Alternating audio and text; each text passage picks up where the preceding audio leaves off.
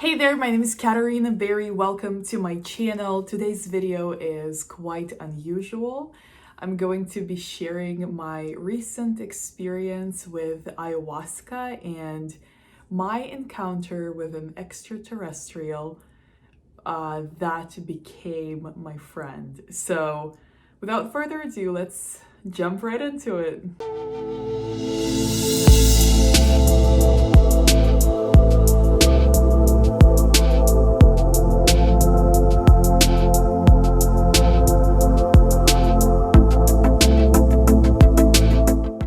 Before we get started, I want to personally ask you, if you haven't already subscribed to my channel, please do so right now. This is a very unusual video for me to make, at least thus far, so I would really appreciate your support, and the best way to show the support for my channel is by subscribing. Also, give this video a thumbs up if it resonates, and on this note, let's get started.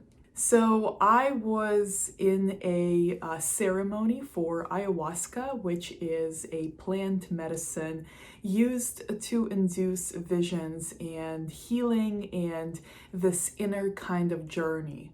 I don't want to really make any assumptions or present my experience, my personal experience, as universal in any way. I myself at this point have done 9 ceremonies so far, and each one of those ayahuasca ceremonies ends up being completely different from the previous one. There really is no telling of what the experience would be like for each individual person. It is very personal, and the results are as well. So in no way does this reflect what might happen to someone else during a ceremony with ayahuasca or during an ayahuasca journey. So please take it as absolutely exclusively my personal experience. As I mentioned, I was in a ceremony. I've already had several kind of realizations and experiences take place. Now, something that I have to denote about my ayahuasca experiences is that I typically end up having a lot of visions that are both physical and also very kind of overlaid in nature. For some people that I know that have also experienced an ayahuasca journey, they do not have any visuals whatsoever. Some people do sometimes. So again, it's all very personal. But for me, a lot of times the visions will manifest while I have my eyes closed, or when my eyes are open, and they are kind of like an overlay. What I'm seeing in front of me physically in this world is there. I'm seeing walls, I'm seeing windows, depending on where I am, or if it's outside, I'm seeing trees, and just the typical surroundings, but kind of overlaid, I'm also seeing some other things. And I can only describe it as similar to daydreaming, but it is a lot more enhanced, it is a lot more intense, and it's typically very difficult to ignore. It's just there, and no matter what you focus your eyes on, it's still kind of this overlay remains there and kind of unravels. So it might the images might be moving, or the experience might be interactive. So this is how it was with this experience. I was having a journey and I was having all these realizations, and all of a sudden I had this visual, and I'm gonna place my drawing right about this area so you can see, and I captured it to the best of my ability. This is the being that appeared before me. They appeared pretty short, very lean. However, I don't think I drew them quite as proportionately as they appeared. Their physical size did not appear to be very tall, like a typical average human being. But maybe a little taller than a typical 5-6-year-old child. So they were lean. They had lean arms and legs, or what appeared to be similar to those appendages. They had this kind of a heart-shaped face, but not quite heart-shaped. It was just not really circular or oval. It was kind of the way that I drew it.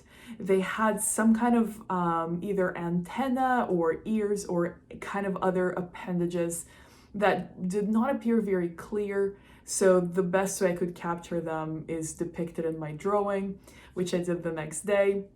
They had these very, very dark, kind of blood red eyes, but the color red was really dark and it was kind of verging on black.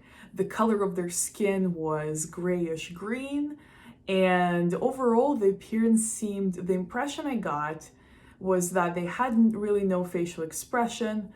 They were just there, and I kind of looked around and the vision would not disappear, and this being was not really moving or saying anything. They were just standing still, kind of motionless, expressionless, just staring at me. And obviously I was aware that I was in an ayahuasca journey, so I'm prepared to have visuals, and this was my 9th ceremony, so I've had different experiences somewhat similar to that, but never quite this obvious. So anyway, I began kind of studying this being. I had all sorts of questions, but we'll get to that in the next point. I have a little bit of a plan for this video because I have so much to share, and I'm a little nervous because this is a strange experience to share for sure. Even though I am a psychic and I create a lot of content related to divination and readings and so on, this is still kind of outside of my regular scope of storytelling. Anyway, I was encountering this being, I was studying them pretty closely. I could tell that they looked very different from myself, from human beings, and I was not sure why they were there, and I was not sure of what would happen in this kind of vision part of my journey. But I was very curious. However, the first impression that I got was this rejection, like, wow, this being looks so different. They look so strange, was my interpretation. So I was in this judgment kind of place where I'm like, this does not look like a human being. The features are very strange. The color of the skin, the fact that they had such a shape that it was not a human size. Even though it is clearly a vision that I'm seeing, it's not really happening physically. Nonetheless, I was kind of judging this being like, wow, that's not a human for sure. What kind of being is that? Very strange looking. So in this judgment place, I began asking questions.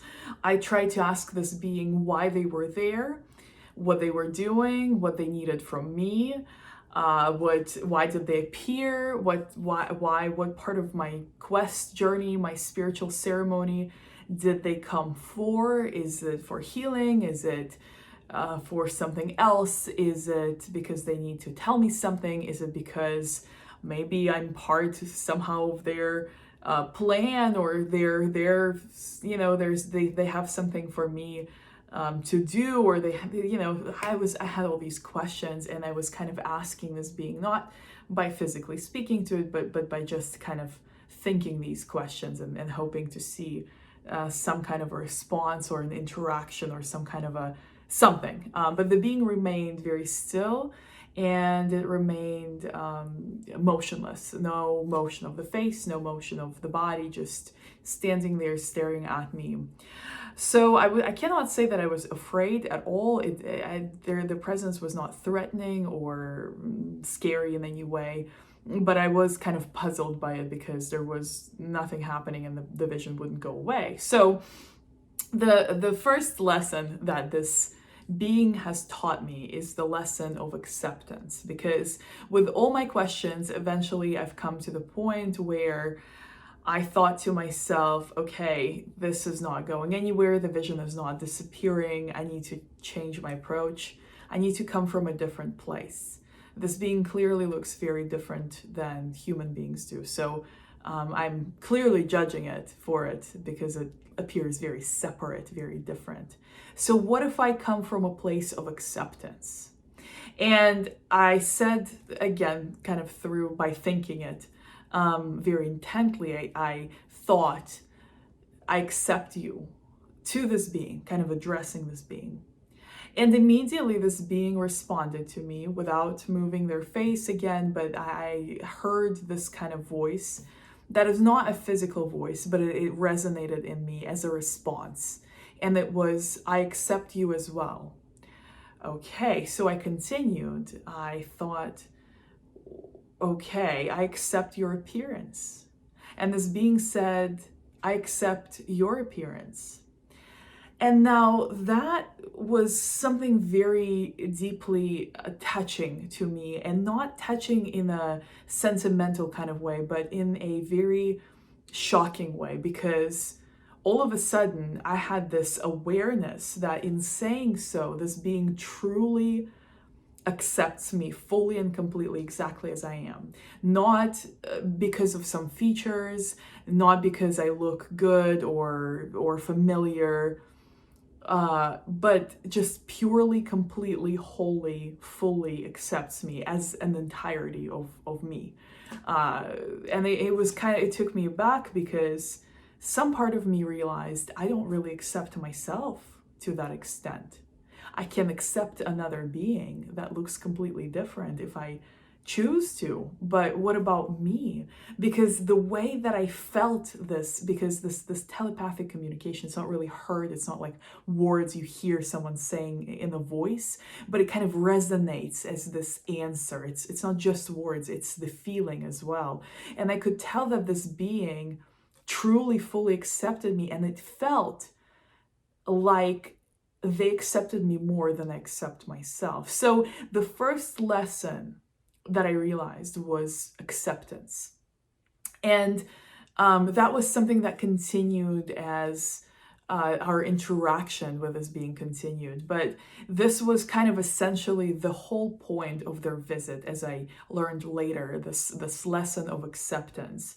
And this lesson of acceptance is something that I realized was also the block that I came into this ayahuasca journey to resolve, essentially. But I will talk a little more about that later in the video. So this first lesson of acceptance, I was so taken aback by just how much this being truly expressed and radiated this acceptance towards me, that I was overwhelmed with this feeling of love and this feeling of appreciation.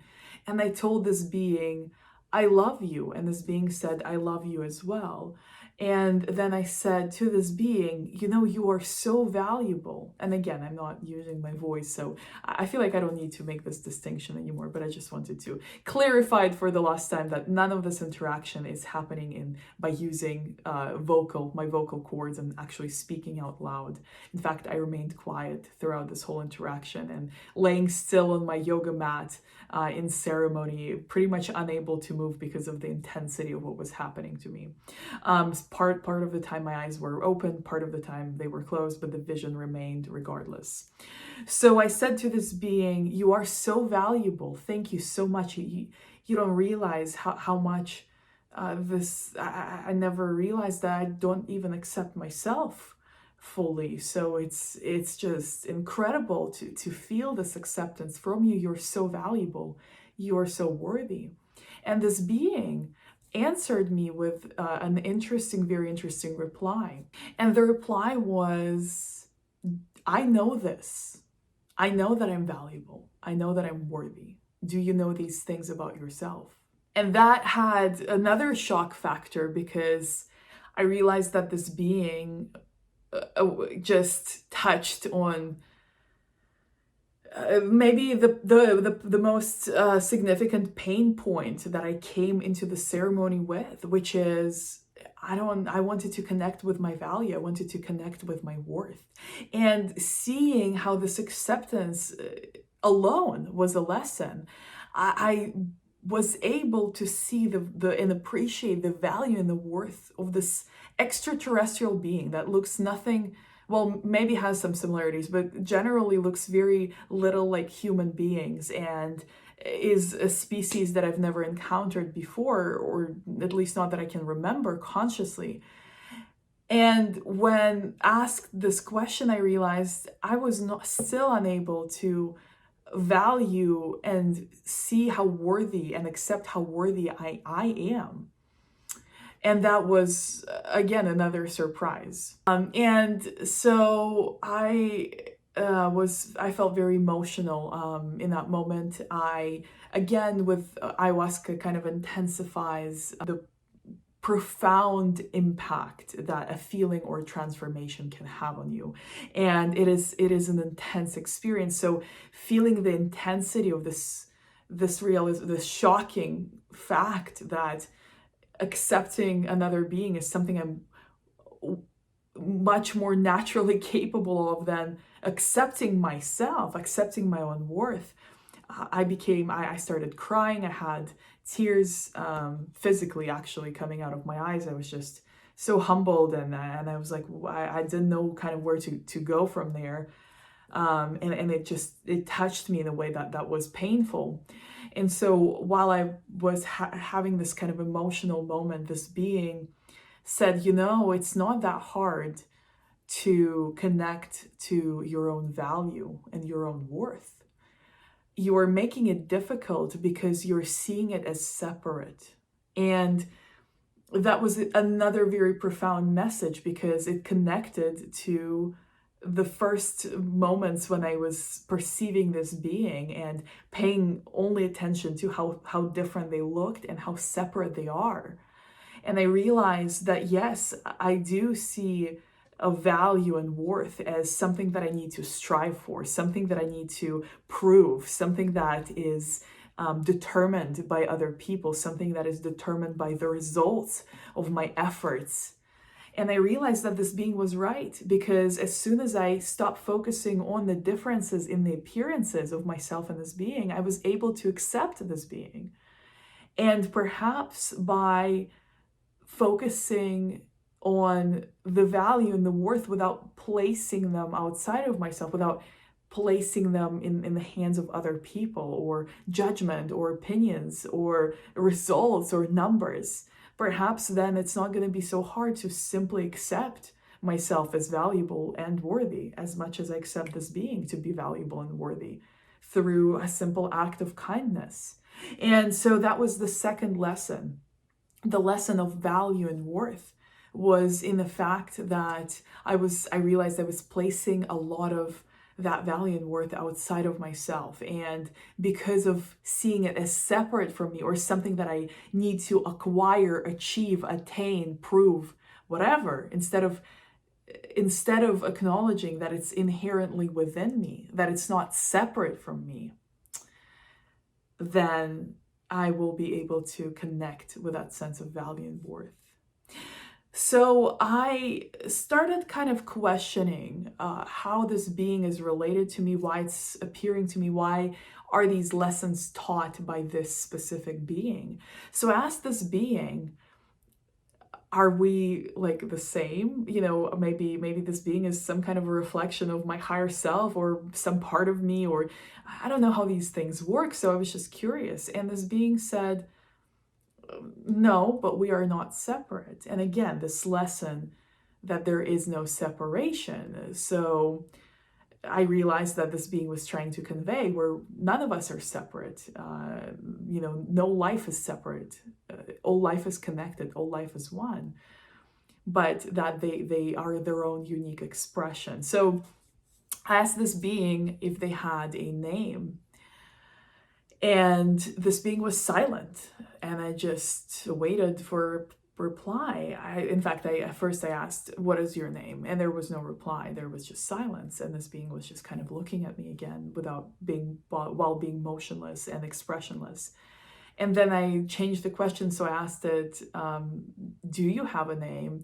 And this being said that in their world, which they did not tell me what their world is or where they were from specifically, but they said, and neither did I ask, but this being said, in our world, we do not take on names and we do not take on numbers, because just being is expression enough. And I thought that was one of the most fascinating, points made in our exchange, because thinking about that, contemplating that response, made a lot of sense to me. There is this, again, this almost attachment of yourself to your name, your last name, you know, your status, your profession in our world here on earth. But in other worlds, perhaps that attachment, that, again, separation is no longer necessary. Perhaps other species have evolved past that need to identify with something other than your pure expression, your pure being. And so this being told me, I simply am. I am is an expression enough in our world. We do not take on names. We do not take on numbers. We do not assign any kind of titles to each other. We simply are. And that being is a unique expression of I am. And that is enough to be recognized as an expression, as a being. So just simply being is me. And I thought that was so incredibly beautiful. I was just very taken aback by that. And so I asked this being, what should I call you? And this being said, you should call me friend. Because earlier when we were, you know, when I told this being that I accept you, I love you, and it said these things back to me, I said to this being, you are my friend now. And this being said, you are my friend as well. So when this being told me to call them a friend, they also said that their whole point of this interaction, this contact with me, was to teach me how to accept, and that acceptance makes things that are seemingly separate not separate anymore. And it kind of destroys the separation, destroys this distance between you and your worth, you and value, you and another person, you and another life. So this being said, that becoming friends was not necessarily planned, but that it is a great addition to this encounter, and that they see me as a friend as well, and that whenever I want to connect with them, I can call on my friend and they will, if I'm able to perceive them, appear to me. So I thought that was extremely sweet, and I was really touched by that as well. As our conversation continued with this being also taught me further lessons about acceptance. And they showed me that by seeing a specific amount of money, for example, separate from myself, by attaching a certain value to money alone, to a sum of money, for example, $1,000, $100,000, or $1 million, they all have kind of a different association with them, because $1,000, well, that's a pretty good amount of money. $100,000 is like, wow, that's a lot of money. And then $1 million is like, wow, that's so much money. And so this being explained that this kind of different emotional response to a number of money or people or things creates a separation, creates this almost an impasse between you and having such an amount, or coming into a possession of such an amount, or having that amount come through you in business or in negotiations or in any kind of project. And this being said, that the best way to eliminate the separation is by simply accepting that any number of money does not really mean anything in itself. It doesn't have a character. It doesn't have this association of a lot or a little. There is no distinction. It is simply energy. And the same thing this being taught me about any number of people that you either work with or are part of your community or you get to know in your lifetime on Earth. This being said that, well, 5 people is, a handful, and 20 people might fill the room, and 50 people is quite a gathering, and 100 is, a pretty good classroom, and 1,000 is a nice number of attendees for your workshop.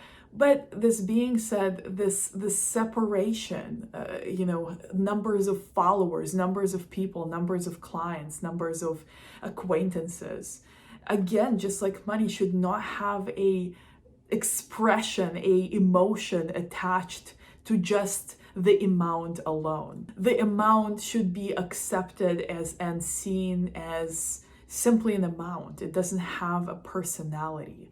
But by attaching a certain personality, attaching a certain expectation or value onto an amount of people or amount of money, creates the separation where if you're looking to have a certain number of followers, by creating this persona of the number, you are actually making it very hard for yourself to reach that number of people, because again, by seeing it as separate, as something that has its own kind of life, it is becoming less acceptable for yourself to come into contact with, again, either the amount of people or the amount of money that you're thinking of. So these lessons I wanted to share because I found them to be very powerful and very relevant.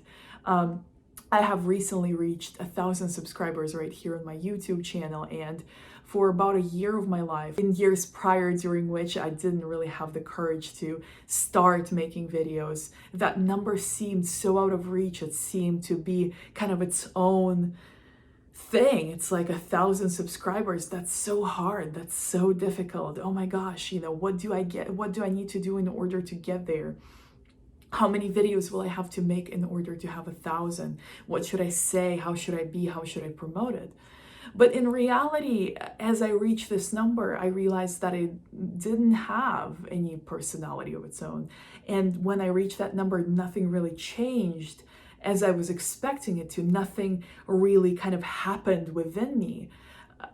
Even though I was expecting something to happen, because I was attaching this kind of personality to this number of people, number of followers. But it doesn't really mean anything in its own. It's simply the number of people that enjoy watching these videos. However, it doesn't have a character of its own or a life of its own. The number, all these people, yes, absolutely, they are amazing human beings. They're unique individuals. However, all the number 1,000 or the number 500, any kind of number, doesn't mean anything. It is not an identity. It is not a life. It is not a separate being. It is not separate. And so I'm struggling to describe this lesson because it's kind of hard to put into words. But as I did my best to try to kind of understand it and feel into that lesson, that truth, I realized that this being was very correct. And in fact, I realized that by attaching this personality and seeing that 1,000 subscribers, something so separate, so unachievable, such a milestone, I was actually keeping myself away from it because I was so focused on how to achieve it that I wasn't maybe focused as much on the process of creating for the sake of creating or simply expressing myself. Maybe that's why I've never made videos like the one I'm making right now, because deep inside I was kind of striving to achieve something that I saw as so separate from myself that maybe I wasn't even quite stepping into the 100% authenticity of who I truly am and expressing that here on my channel. So this lesson was so profound, and even though I'm struggling to express it, to adequately convey it in a way that's understandable, I decided to try my best, because perhaps if you're able to feel into it, perhaps if you're able to try to understand what I'm trying to kind of present here, you will be able to erase the separation between you and the number of clients, the number of followers, the number of friends, the number of money, the number of expressions, the number of books, the number of posts, the number of videos that you're trying to achieve, accomplish, contact, befriend, collaborate with.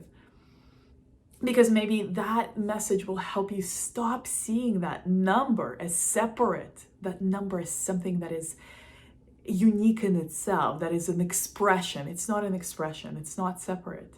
And it's not something that is separate from you. In fact, it is not separate from you. And as soon as you erase that separation and stop focusing on the number you will bring yourself that much closer to manifesting it without any resistance. So as I was integrating all this amazing information shared by this fascinating being that I was told to call friend, I realized that I was kind of getting a little overwhelmed. It was intense. It was a lot to take in. It was making me emotional because I realized that not only do I not accept some things because I see them as separate, such as an amount of money or an amount of followers or an amount of whatever it is, any amounts, I put too much identity, too much value, too much worth in them and separate them from myself. I also realized that I don't quite value myself. I see the value as separate from me. And that was a little devastating. And I was kind of trying to take it all in and wrap my head around it. So the being became quiet for a while, and we just sat there, and I realized that I was in this vision sitting next to this being, or maybe I wasn't really feeling myself sitting, but this being was sitting on a bench, on a very kind of human looking bench actually. And I started paying attention to our surroundings, and I realized it was kind of this very insignificant, even I would say underwhelming view of strange colors, dark green, dark kind of purple, dark gray, and all kind of foggy, kind of like dusk maybe, and no sunlight, but not quite cloudy either. Some kind of very strange purplish pinkish light, but it's all kind of very foggy, very almost gaseous, like blurry, not much of a landscape, just kind of nothingness filled with this multicolored but strange colored fog, again greenish, purplish, grayish, blurry kind of environment. And I didn't really find that particularly pleasing, but I was wondering why we were there, and this being seemed to be really enjoying the environment as I was kind of processing, and they were quiet, just kind of sitting there appreciating, looking at this fogginess. And so I asked this being why we were there, and this being said, well, that's my favorite place, that's my comfort zone, that's where I like to come and just feel at ease, feel at peace. And I asked this being whether it was something that I could see perhaps through their eyes, because in accepting this being and accepting that this being said to me that we are not separate, I was wondering that in my altered state of being with ayahuasca medicine, perhaps I could see through this being's eyes. And this being said that it was indeed possible and that I was welcome to. And as soon as I kind of focused my intention on being able to see this world through this being's eyes, the colors didn't change. The environment didn't change, so everything remained the same, but I had this very, very familiar feeling, this very peaceful, very harmonious feeling of being at home in my old apartment where I grew up, and it's not even my apartment, it was my parents' rented apartment where I spent my childhood, and it was kind of felt like my room and kind of smelled like my room, and my toys and my bed. And just that familiar smell even kind of transferred, and I was like, okay, I understand now, because what I saw was an association of a similar feeling that is similar to what they felt in the place that they were in, or we were in together. But I saw this place from their point of view, and it totally changed my perspective. I immediately understood. I said, yeah, that feels so familiar. That's just like my favorite childhood memory of just being little and careless and free, and the smells and the love and the happy childhood that I had felt great for me. But it was my experience and that's why I was able to understand it. And so in that kind of communication with this being, I thought to myself, wow, it would be so amazing if we could do it as human beings and just be able to see each other's perspectives, not as separate, but to be able to see through another person's eyes. Now, I'm an empath, and this channel is dedicated, a lot of the content here is dedicated to empaths. And being an empath, I'm very sensitive to other people's emotions, feelings. Sometimes I'm able to pick up on their thoughts or what they truly mean when they say something that doesn't quite express that truth within. But that was next level, and I just wondered, like, wow, how amazing it would be if we could do this to each other as humans, and just when we can't agree with each other, when we're arguing, when we're fighting, when we are feeling so separate, so disconnected, what if we could just simply look at things through the other person's eyes and really just kind of have that association and just understand it on a personal level, have a personal association, not see their experience as their experience, but see their experience and have one of ours come up in a way that explains their point of view to us. So that really blew my mind. That was another lesson that I wanted to share. So on the features of this fascinating being, my extraterrestrial friend, another thing that I noticed was that they had fangs, and you might see that in my drawing, which I will put right over here again so you can kind of see what I'm talking about. But they had these fangs, and their eyes, as I mentioned, were this dark blood red color. Their skin was light green, which created quite a contrast. And I asked this being whether they drink blood, because that's what came to my mind. And this being didn't answer this question specifically. They answered it with a question, which was, what if we did? And so perhaps they do, perhaps they do not. But I think the question was more pertaining to the judgment, because as soon as that question was kind of posed, I started thinking, well, there are species on our planet that eat other species. We eat other species unless we are vegan, but a lot of humans have had, I would say even the majority of humans have at some point tried meat of other animals.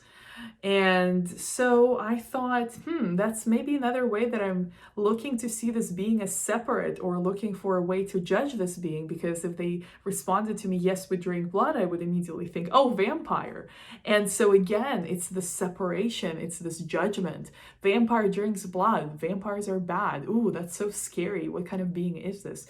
So immediately it creates this separation, this judgment. So I thought it was very appropriate that they answered with a question. And this question kind of prompted me to see where I was looking for a way to maybe judge the being more so than to understand them. And so I didn't ask any further questions regarding their fangs, because I thought that perhaps I couldn't adequately process the answer without judgment. So maybe I shouldn't focus on that area. Another distinction that I noticed was that they did not appear male or female. They appeared completely and entirely androgynous. And in fact, I almost kind of on this subconscious level, this immediate understanding, perceive that these beings do not quite reproduce like humans do. And there are no really kind of external factors that would make me assume that they gave birth to each other even. So I realized that this being was not male or female. And as we were conversing in this kind of telepathic way, I started, some part of me, I could see how wise this being was. I could see how evolved their consciousness was. So I started wondering if we had such a great consensus, if we kind of became such quick friends. Well, maybe I don't really belong here. Maybe it would be nice to be more like this being and not have all these separations, and not have this judgment, and not have this this distance as human beings experience, this differences, these polar opposites, this kind of constant battle of sexes and separateness and division and fighting and all of that.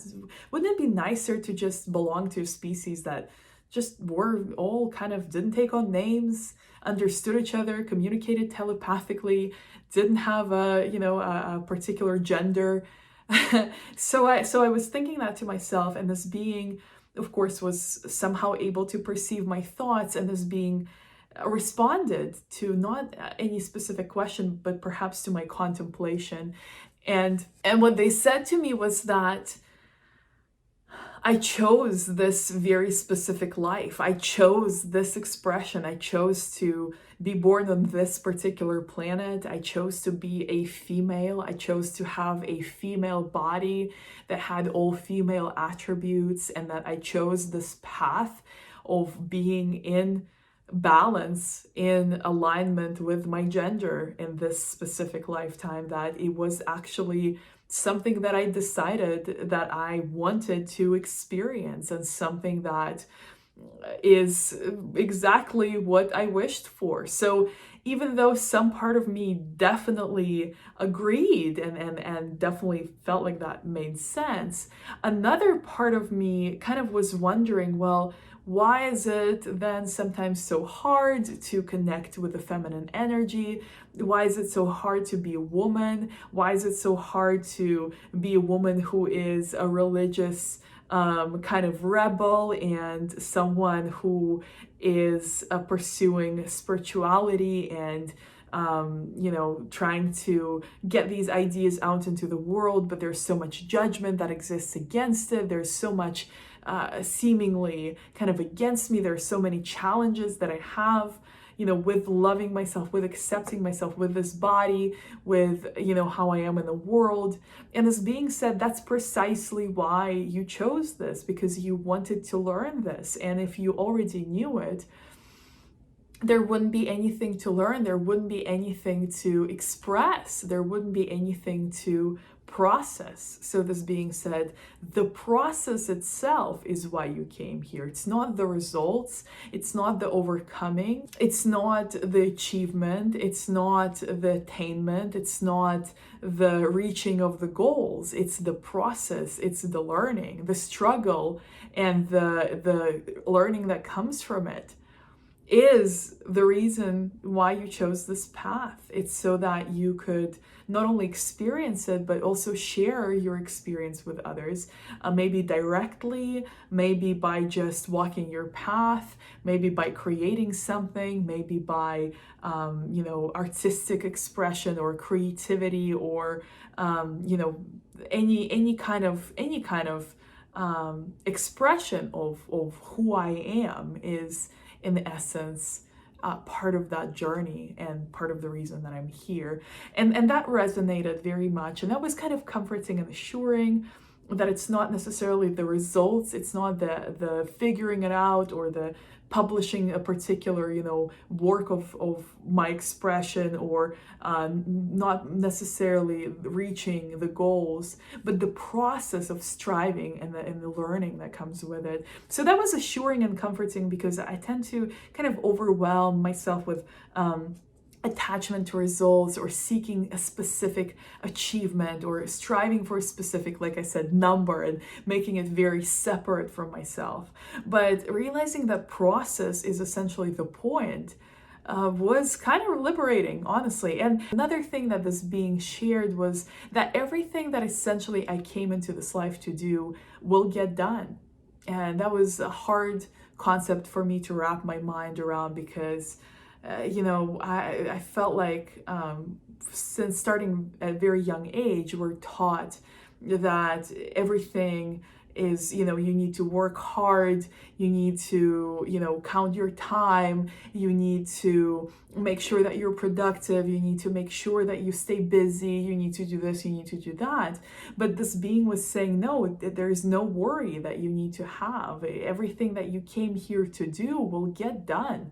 You don't have to worry about it. It's within you. It's part of who you are. There is no way that you won't do what you came here to do. You will do it because it's part of who you are. It's not separate from who you are. So as long as you focus on accepting yourself, the more you accept yourself, the more everything that you came here to do and be and say and have will happen without any need to be concerned or worry or be afraid of anything or try even or strive or push yourself. It will just happen because it's who you are. You just have to accept who you are, and you have to accept your path, and you have to stop resisting it and making it separate and making it something that you need to attain, because it's already part of you. So that was, again, a pretty difficult concept, but it in the moment that it was shared with me, I could understand it very well. I could definitely feel that everything that I am is already part of me. And so the striving, the pushing, the pulling, the figuring out, the trying, all of a sudden seemed pretty pointless, seemed like a waste of energy. And I was like, wow, really, it's not as hard as we make it then that means that everyone who came here, everything that they came here to do will get done. And the only way they can create a separation between the expression of who they are is by making it separate, by seeing it as something that they need to achieve. Kind of like enlightenment, or kind of like a realization of something.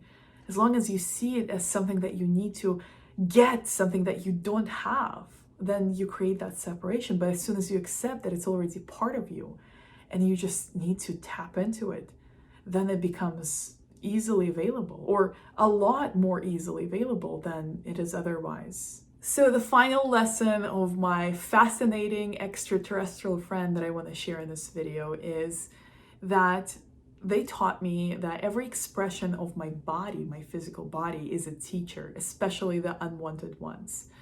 This being told me that my body is not a one being, it is a community, because each human body is made out of billions of cells, and all these cells are technically separate beings. Yes, some may not exist separately from each other because they form tissues, they form organs, but however, these are still separate beings. There's still separate life in each of them. And when they all come together to form a community, it is for a very good and worthy reason, such as to form a human body. And forming a human body is an expression that is unified. And nonetheless, it is important to recognize that it is made up out of billions of these teeny tiny living volunteers, that you, me, are reason enough to unite, reason enough to come together. So I thought that was very, very special. But this being continued and shared that if you have something that is like a medical condition or a health issue, and that message was for me, was that it is there to teach you a lesson. It is there holding space for you to learn the lesson so that you may release it. So there were several examples that I was given, but one particular example that I thought was really, well, it's very personal, but it really was so mind-blowing that I feel that it's, even though it's outside of my comfort zone, definitely to share this, but I think it's important enough that I share this, that I need to kind of let my ego step aside so that I may do this. So one of the examples that this being provided was that I have a belly that when I lose weight, when I kind of exercise more, this belly kind of stays the same. The shape doesn't change, the form doesn't change, and it's just kind of sticks out. And I've had a lot of issues with it growing up. I've had a lot of body issues in general. But as an adult, I'm learning to accept myself more and more. However, it still kind of bothers me, and I never kind of understood why, even when I overall lose weight in my body and become kind of more fit, no matter how fit I become, no matter the exercises I do, this belly, this shape kind of stays the same and doesn't change almost at all. It might change in size, but it never changes in shape, and it never really kind of changes visually, at least in my perception. And this being shared with me that my belly is holding space for me because I still have not learned how to do this, and that until I am able to learn how to hold space for myself, how to allow myself to occupy more space instead of this kind of shrinking, this wanting to appear smaller, this kind of wanting to not stand out so much, and wanting to keep myself small, and wanting to, kind of hold myself back. This kind of insecurity, this kind of, oh, I shouldn't hold that much space. I shouldn't occupy that much space. I shouldn't speak so loud. I shouldn't do this. I shouldn't do that. This being said, as long as I continue these behaviors, my belly is there to remind me that I need to learn how to occupy more space, how to hold more space for myself and my expression without shame, without guilt, without this feeling of shrinking or needing to be smaller or wanting to disappear and hide. And the issue of that is, I think, psychological, because this being showed me that it's not necessarily my fault or anyone else's fault. That yes, some of that comes from the way I was brought up and some of the experiences from my childhood.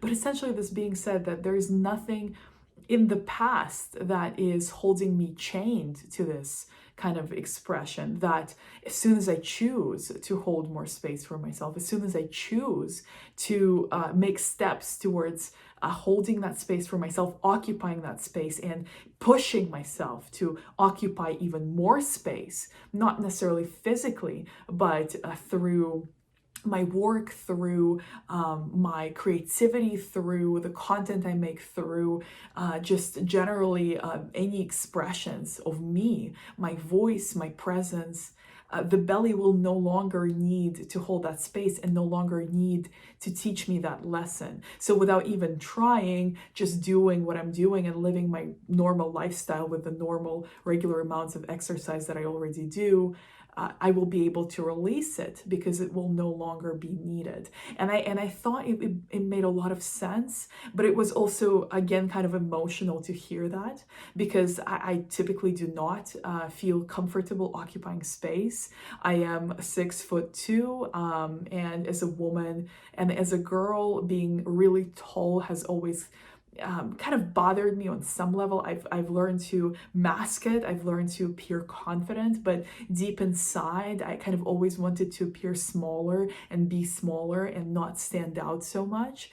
And I think as I began to be more accepting of my height, the issue of wanting to be small has, however, already spread to other areas, such as my expression, such as my work, such as my creativity, such as my voice, such as myself, just being. And I think that this lesson is truly beautiful. It's hard to hear that. It was hard to process it because I felt that it was very true. And it made me sad because I realized that I do feel sometimes ashamed of holding or occupying too much space. And I felt very grateful for this clarity, because I realized instead of focusing on my belly, I need to accept it and I need to feel grateful for it holding the space that I'm not able to hold for myself, as a reminder, as a teacher. And instead of trying to rush the process of like, how fast can I occupy more space and accept more of myself and accept myself holding more space so that my belly can go away, instead of focusing on that, I truly need to focus on healing that aspect that is afraid to occupy space. And I need to kind of release the separateness of myself from my belly. That's an expression of me. And that's an expression that's here for me as a teacher. So that was extremely powerful and very transformational to receive this lesson. And I was very, like I said, humbled, emotional, and kind of taken aback. So as this vision wrapped up, my ceremony continued, and as I shared the prospects of making this video with a community of amazing individuals that are spiritual seekers and mystics that I run on Facebook, which by the way I'll link in the description to this video, I was kind of not sure, honestly, if anyone would want to hear this about this experience, or if that might be valuable to someone. But now I'm really grateful that I'm making this video, and that I got to express all of these experiences that happened to me. But many of the people are not familiar, understand with what ayahuasca is, what the experience of ayahuasca entails, and so I will be making another video about what ayahuasca taught me throughout the 9 ceremonies that I've had with it so far. So as soon as that's ready, I'll add the link to it to this video, so it should be popping up above my head.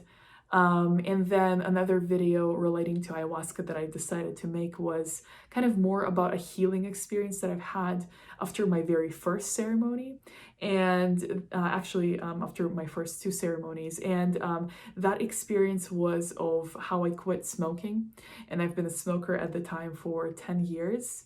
And after kind of my plea with ayahuasca to help me with this addiction, I had this pretty, still blows my mind, pretty fascinating experience of how I quit smoking. So I wanna share that as well, because not only have I quit smoking, I've never had a cigarette since then. So it was truly transformational, and it's been about 2 years since that happened at the point of making this video. So I'll be sharing that as well.